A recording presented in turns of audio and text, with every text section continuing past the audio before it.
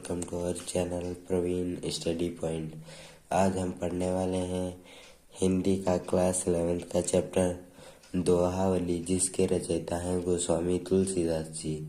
चलिए। हरो चरई तापहि बरत, फरे पसारे हाथ, तुलसी स्वार्थ मीत सब पर मारत रघुनाथ। हरे पेड़ जो होते हैं पशु चर जाते हैं, और तापहि बरत मतलब जब सूख जाते हैं तो हम लोग जला के ताप लेते हैं। और फरे पसारे हाथ, जब उनमें फल आने लगते हैं तो हम लोग हाथ पसार के उनसे मांगते हैं कि हमको ये फल दे दीजिए, मतलब पेड़ से हम लोग ले लेते हैं फल। ठीक है। तुलसी स्वार्थ मीत सब पर मारत रघुनाथ। तुलसीदास जी कहते हैं सभी लोग इस दुनिया में हैं, वो सभी स्वार्थ के लिए हम लोगों के प्रिय हैं। सभी इंसान जो हैं वो स्वार्थी हैं।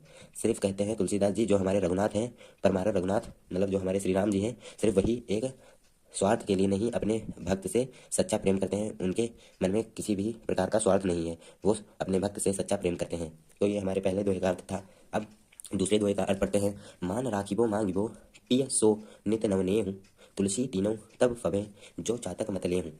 इसका मतलब है सम्मान की रक्षा करना और मांगना। पिय सो नित नवने हूँ मतलब जो हमारा प्रियतम है उससे नित्य नित्य नया नया प्रेम जोड़ना। तुलसी तीनों तब फबे मतलब तुलसी जी कहते हैं मान राखिबो ये पहली बात हो गई, और मांगना दूसरी बात हो गई, और पिया अपने प्रियतम से नित्य नित्य नया नया प्रेम जोड़ना, ये तीन बातें हो गई। तुलसी तीनों तब फबे मतलब तुलसीदास जी कहते हैं ये बातें तीनों तब शोभा देती हैं जो चातक मतले हो। मतलब जब हम चातक पक्षी की तरह उसके सभी नियम का पालन करते हैं, हम जब चातक पक्षी की तरह मांगते हैं। जो चातक पक्षी होता है बादल से ही मांगता है और किसी से नहीं मांगता। वो स्वाति नक्षत्र की का पानी पीता है और कोई भी दूसरी चीज़ नहीं मांगता है, इसीलिए उसका मान भी बचा रहता है और वो मांग भी लेता है। और वो बादल से नित्य नित्य नया नया प्रेम जोड़ता है। तो अब हमारे तीसरे दोहे का अर्थ है। जाचत नहीं संग्रह, शीश नहीं नाई नहीं ले, ऐसे मानी मांगने को बारित बिंदे। मतलब नहीं जाचत, जाचत मतलब नहीं जाचत मतलब नहीं मांगता, और नहीं संग्रह मतलब इकट्ठा करता, इकट्ठा करता। नहीं जाचत नहीं संग्रह, शीश नहीं नाई नहीं ले मतलब शीश भी नहीं झुकाता, मतलब शीश भी नहीं झुकाता। ऐसे मानी मांगने को बारित बिन दे, ऐसे मांगने वाले को बादल के सिवा कोई और नहीं दे सकता। मतलब जो चातक पक्षी होता है वो बादल से नहीं मांगता है, वो सिर्फ जब स्वाति नक्षत्र की बूंद गिरती है तभी उसका रस स्वादन करता है, और नहीं इकट्ठा करता है। वो बरसात की सभी बूंदों को इकट्ठा भी नहीं करता है। और शीश ना नहीं ले मतलब शीश को अपने झुकाता भी नहीं है, वो गर्व से मांगता है अपने, वो बादल से गर्व से मांगता है, वो अपना शीश भी नहीं झुकाता। ऐसे मानी मांगने मतलब ऐसे मांगने वाले को सिर्फ बादल ही दे सकता है। अब चौथे दोहे का अर्थ पढ़ेंगे। चरण चोंच लोचन रंगो, चलो मराली चाल, चीर नीर विवरण समय बक उगरत काल। मतलब चरण मतलब पैर, पैर, चोंच मतलब मुख, आप लोग लिखते जाइए हमारे साथ। लोचन मतलब नेत्र, रंगो मतलब रंग लेना, चलो मराली चाल मतलब भले ही मराली चाल चले। इसका कहने का अर्थ है कि जो बगुला होता है वो अपने पैर मुख नेत्र रंग ले और मराली चाल चले। चीर नीर विवरण समय बक उगरत निकाल, तब भी चीर नीर को अलग करते समय, विवरण मतलब अलग करते समय, अलग करते समय बक उगरत निकाल उसका चेहरा उभर आता है, मतलब उसका राज जो होता है वो खुल जाता है। चीर नीर मतलब पानी और दूध को अलग करने में, पानी और दूध को अलग करने में। ठीक है। तो अब हम पढ़ेंगे पांचवें दोहे का अर्थ। आप कह सब भलो, अपने कह कोई, अपने कह कोई कोई, तुलसी सब कह जो भलो, सुजन सराही सोई। मतलब आप कह सब भलो मतलब अपना अपना तो सब भला करते हैं, अपने कह कोई कोई दूसरों को भी अपना कहने वाले कोई कोई होते हैं। तुलसी सब कह जो भलो, सुजन सराही सोई। मतलब तुलसीदास जी कहते हैं जो सबका भला जाने या समझे, जो सबका भला करे, सब कहे जो भला मतलब जो सबका भला करे, सुजन सराही सोई, वह सज्जन व्यक्ति है, वही एक सज्जन व्यक्ति है।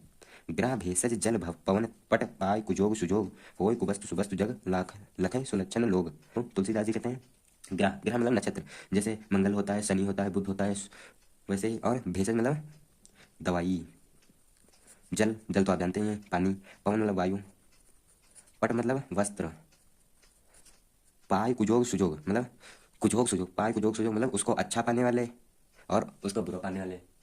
होय कुबस्तु सुबस्तु जग लखन सुलक्षण लोग मतलब ग्रह मतलब नक्षत्र, ग्रह भेषज जल पवन पट, जो नक्षत्र होता है वो अच्छी राशि के साथ जुड़कर अच्छा फल दिखलाता है सुजोग, और बुरी राशि के साथ मिलकर बुरा असर दिखाता है कुजोग। और भेषज मतलब अगर दवाई परहेज के साथ की जाए तो वो सुजोग हो जाती है, और अगर जो परहेज के साथ ना ली जाए तो वो कुजोग हो जाएगी। जल जल पानी अगर जो अमृत में मिल जाए तो वो सुजोग हो जाएगा, अच्छा अमृत बन जाएगा। और अगर जल विष में बन जाए तो वो कुजोग हो जाएगा, मतलब विष के साथ मिल जाएगा तो विष बन जाएगा। और वही पवन है जो एक पुष्प वाटिका से गुजर कर जा रही है, वो सुजोग है, मतलब बहुत ही अच्छी महक आ रही है उससे, तो वो हो जाएगी सुजोग। अगर पवन जो है वह गंदी नाली के पास से जा रही है तो वो कुजोग हो जाएगी, उससे बदबू आएगी। और पट वस्त्र, वस्त्र भी है, अगर कोई अच्छे व्यक्ति के पास जाए तो उसको सुजोग मतलब अच्छी तरीके से रखेगा और अच्छी तरीके से पहनेगा। और वस्त्र अगर किसी बुरे व्यक्ति के संगत में चले जाए तो कुजोग मतलब वो वस्त्र अच्छा नहीं रहेगा अगर बुरे व्यक्ति के पास चला जाए तो। यही कहा गया है, होय कुबस्तु सुबस्तु जगह लखन सुलक्षण लोग। वस्तु होती है अच्छी और बुरी जिसके पास वो जाती है, मतलब अगर अच्छे के पास जाएगी तो वस्तु अच्छी होगी, अगर बुरे के पास जाएगी तो वो वस्तु बुरी हो जाएगी। अब हम सातवें दोहे का अर्थ जानेंगे। जो सुनि समुझी अनीत रति जागत रहे जो सोई, उपदेशी वो जगाई वो तुलसी उचित न होई। मतलब जो सुन मतलब सुनकर, समझ मतलब समझ कर, जो समझ कर, अनीत अनीति रत मतलब अन्याय को, मतलब अन्याय को, जागत रहे जो सोए, और उसको सुनकर समझकर, अन्याय को जो भी व्यक्ति सुनकर और समझकर कुछ भी ना कहे, मतलब जागत मतलब जागते हुए भी वो सोते व्यक्ति के समान है। उपदेशी वो जगाई वो तुलसी उचित ना हो, तुलसीदास जी कहते हैं उसको उपदेश देना, उपदेश देना, उसको नींद से जगाना मतलब उसको सही राह दिखाना, तुलसीदास जी कहते हैं वो उचित नहीं हो सकता। मतलब अगर बुरा व्यक्ति जो है वो बुरा काम जानबूझ के कर रहा है तो उसको तुमको उपदेश देना सही नहीं लगता, तुलसीदास जी ये कहना चाह रहे हैं इस दोहे में। बरसत हर्षत लोग सब करषत लखे न कोई, तुलसी प्रजा शुभागते भूप भानुषो होई। बरसत हर्षत लोग सब मतलब जब बरसता है तो सभी लोग हंसते हैं, बरसता है तो सभी लोग हंसते हैं, करषत लखे न कोई, और जब मतलब सूरज सोखता है पानी को तब कोई नहीं जान पाता कि पानी सूर्य सोख रहा है, भाप बन के उड़ जाता है पानी तब कोई नहीं जान पाता। तुलसीदास जी कहते हैं ऐसा ही राजा होना चाहिए जो प्रजा के अच्छे काम में खर्च, तुलसीदास जी कहते हैं जो प्रजा से कर तो वसूले लेकिन प्रजा को पता ना चले, लेकिन जब उसी कर का सही उपयोग करे तब उनकी प्रजा सुखी हो, तो ऐसे भूप भानुसो होए, मतलब ऐसा राजा जो सूर्य के समान हो वो बहुत ही कम मिलता है। तुलसीदास जी इस दोहे में ये कहना चाह रहे हैं। मंत्री गुरु अरु वैद जो प्रिय बोले भय आस, राज धर्म तन तीन कर होए गे ही नाश। मंत्री गुरु और वैद जो मतलब जो राजा का मंत्री होता है, और गुरु मतलब गुरु, और वैद मतलब वैद्य, वैद्य जो प्रिय प्रिय बोले भयास, वह किसी के डर से तुम्हारा अच्छा बोल रहे हैं, हर चीज में तुम्हारी अच्छाई निकाल। मंत्री है वो, राजा अगर पूछता है कि हमारे राज्य में क्या चला है, हर बात में अच्छी बात बता रहा है अगर जो, तो भी उस राजा के राज्य के लिए, राजधर्म के लिए संकटकारी है। और गुरु अगर जो तुम्हें बता रहा है तो वो धर्म के लिए तुम्हारे संकटकारी है। अगर तुम्हारा गुरु हर चीज़ में तुम्हारी अच्छाई किसी भय से निकाल रहा है तो तुम्हारे धर्म का नाश हो सकता है। और अगर वैद्य है वो किसी के डर से तुम्हारे शरीर की अच्छाई बता रहा हो कि तुम्हारे शरीर में कोई भी बीमारी नहीं है तो तुम्हारे तन का नाश हो सकता है। कोई भी नाश मतलब इन सभी चीज़ों का अगर जो ये तीन लोग किसी के डर से अच्छा बोलते हैं तो राज और धर्म, राजा के शासन का और धर्म और शरीर का नाश हो सकता है। तुलसीदास जी इस दोहे में ये कहना चाह रहे हैं। तुलसी पावश के समय धरि कोकिलन मौन, अब तो दादुर बोल नहीं हम में पूछे कौन। तुलसीदास जी कहते हैं पावश के समय मतलब जो बारिश होती है, बारिश के समय, तुलसीदास जी कहते हैं बारिश के समय धरि कोकिलन मौन, अब तो दादुर बोले हैं हमें पूछिए कौन। तुलसीदास जी कहते हैं बारिश के समय जो कोयल होती है, कोयल कोयल जो होती है वो मौन हो जाती है। तुलसीदास जी कहते हैं बारिश के समय कोयल जो होती है वो मौन हो जाती है, क्योंकि वह सोचती है अब तो दादुर मतलब मेढक मेढक बोलेंगे और हमें कौन पूछेगा। तुलसीदास जी इस दोहे से हमें ये बताना चाह रहे हैं कि जब कोई भी मूर्ख व्यक्तियों के झुंड में सभी मूर्ख बैठे हों और वो मूर्ख बोल रहे हों तो किसी एक समझदार इंसान को नहीं बोलना चाहिए।